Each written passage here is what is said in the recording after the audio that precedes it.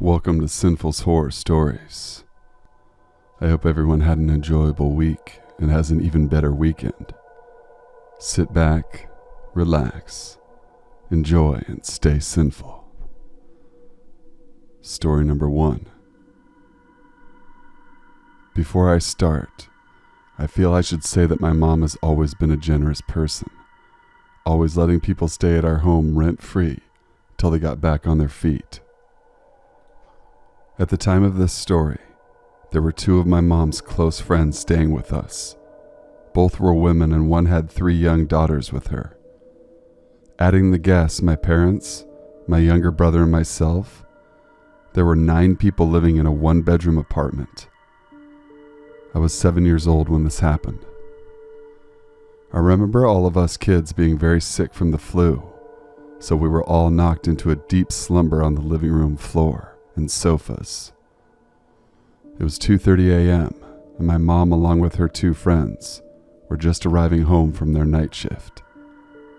One of my mom's friends, Elena, had gone directly into our garage, which was where she was temporarily sleeping. The garage had no direct connection to our apartment and could only be accessed from the yard. Not 5 minutes after they had arrived home, there was a knock on the door. My mom and her other friend Sylvia quickly became silent. Who could be knocking at 2:30 a.m.? At first they thought it was the taxi driver, who they were good friends with, coming to return something they had left in the car. So my mom went to open a small 6-inch by 6-inch peep window the door had. Through the metal screen she could see the shadow of a man that definitely wasn't the taxi driver. "Who is it?" she asked. "Open the door," said the man. Taken aback by the man's request, my mom told her friend to go wake my father. She then turned back to the man and asked again who he was and what he wanted. The man simply told her in a calm voice to open the door again. "I'm here to cure the children," he said. My mom began to freak out. How did he know we were all sick? My mom turned around to look at us sleeping in the living room. Startled, she turned back around as the man spoke again. My mom had had enough. "Open the door. I have the medicine the children need to get better." My mom had had enough. She screamed at the man to fuck off and leave, closing the peep window and making sure the doors were locked. Sylvia was now back in the living room telling my mom that my dad wouldn't wake up. He was an alcoholic, you see, so he was drunk asleep and would be good for nothing in that certain situation. Just then a knock came from the window situated over one of the sofas. Both Sylvia and my mom froze, turning to where the sound came from. "Open the door. The children need their medicine," came the man's voice, now sounding more impatient than ever. "Go away or I'm calling the police," my mom yelled. Too afraid to pull the curtains back and give the man a clear view of me and the rest of the kids. "You can't stop me from giving them their medicine. He sent me here," the man explained. "Who sent you here?" my mom demanded. "Our Lord. Now open the door. The children will die if they don't take this medicine," the man taunted. My mom then told her friend to call the taxi driver and ask if he could come back, since he couldn't have been too far away. My mom then screamed through the window, "We're calling the police." "Go ahead," said the man. "Our Lord will have his way." "Why are you here? Who sent you?" my mom demanded, trying to sound brave and pissed, when in reality she was terrified. "Our Lord sent me. The devil," the man softly explained. "Now let me in. The children are sick and I have something to make them better." My mom lost her shit right then and there, and just as her friend had hung up with the taxi driver, she screamed at her to call the police. That's when she heard the man outside let out a taunting laugh. Not a minute later, she heard soft steps walking away. Gathering up her courage, she pulled the curtain aside just an inch and peeked out. In the dim moonlight, you could see the silhouette of the man, walking away down the street. When he reached the sidewalk, he just stayed there, taking a few steps now and then under the street lamp. It was almost as if he was casually waiting for someone or something. My mom and her father watched the man from the window for almost 10 minutes until he finally walked away. Just 1 minute later, they saw their friend pull up in his taxi. Feeling a relief wash over them, my mom quickly opened the doors and rushed towards the garage, knocking rapidly and calling for Elena. When she finally opened up, my mom dragged her back into the apartment and locked all the doors.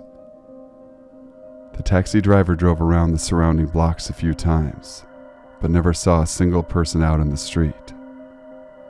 The police never came, seeing as they never made the call and decided on not doing so, since filing a report and explaining to the landlord why there were 9 people living at their apartment instead of only 4 would be difficult. The next day, we all celebrated Thanksgiving together, the adults talking about the events that had taken place the night before, and us kids playing board games and watching TV, completely oblivious to the danger we had come so close to. It's safe to say we stayed locked up behind closed doors that night. Story number 2. As a bit of backstory, I'm from a very rural area and have recently moved to the city for university. I'd started to feel a bit homesick and missing the countryside, so I decided to go on a walk in the woods close to my accommodation. It was still light when I started my walk around 2 p.m. With it being winter, it's been getting pitch black at 4:30 p.m. After about an hour and a half of walking, I noticed that it was starting to get pretty dark, so I turned back because I didn't want to be in the forest in total darkness. On my way back, I saw a guy maybe in his early 20s. He was obviously drunk with a plastic bag full of bottles of alcohol. As I was on a path with steep slopes on either side, I was pretty much forced to walk past him, doing so with keeping as much distance as possible between myself and him and keeping my eyes focused straight ahead. As soon as I passed him, his muttering became very loud. I was sure he was trying to talk to me, but it was still unintelligible, so I ignored him. Then I heard him yelling and turned around to see him walking towards me. There was about 10 meters between us. I still couldn't make out what he was saying, but he was walking quickly towards me and eyeing me up and down with a really creepy look on his face. I didn't want any trouble, especially considering I'd only seen one other person quite a while beforehand. I simply said, "Nah, leave me alone." He clearly heard as I saw him register my sentence through his drunken brain. Yet he simply shook his head and carried on walking towards me. At this point, I panicked. I pulled out my phone and shouted, "I'll call the police." I knew this was an empty threat considering the fact that I didn't even know the name of the forest, and knew that it would be a long time before the police would get to me.